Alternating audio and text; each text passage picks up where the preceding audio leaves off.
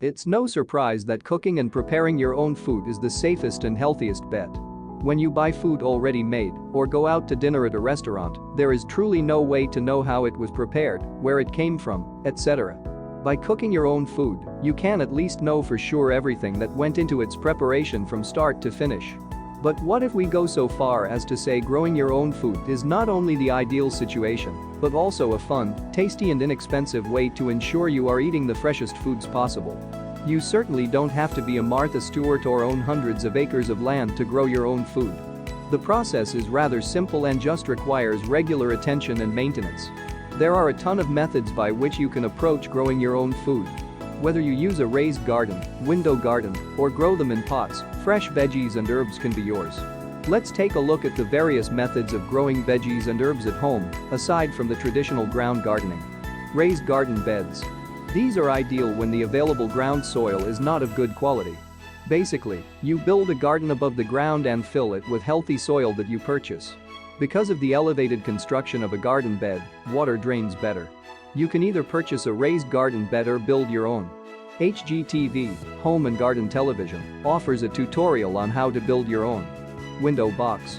Window boxes can be used both indoors and outdoors. They are great for people with no yard space or very little yard space.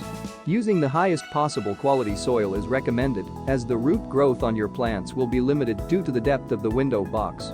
HGTV offers a tutorial on how to grow veggies in a window box here. Pots. Able to be used both indoors and out, pots are a great option for growing herbs and vegetables. Picking the proper size pots is crucial when choosing different varieties of plants you wish to grow. One plus to using pots versus regular ground gardening is that you don't run the risk of soil-borne diseases that you would otherwise have to worry about if planting directly into the ground. Regardless of which method you use to grow your herbs and veggies, there are some basic things to keep in mind in order to ensure a nice healthy crop.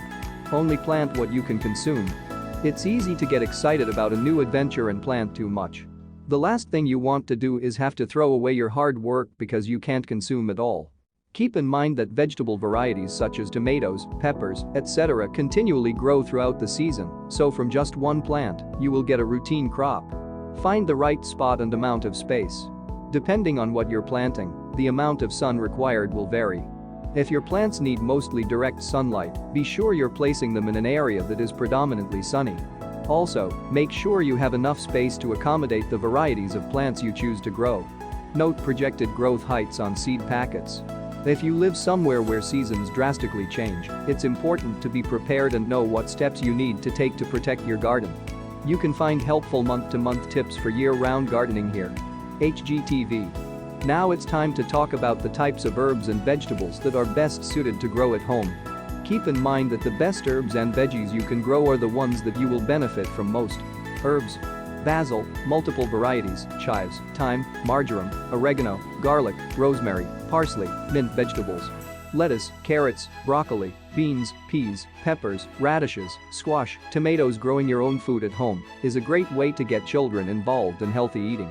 Broccoli is often much more appealing to a child when they grew and harvested it themselves.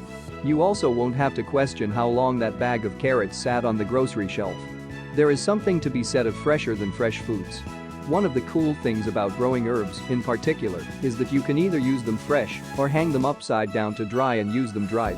Either way, the flavor is incomparable to store-bought spices. Try starting your own garden and enjoy all the new flavors and smells.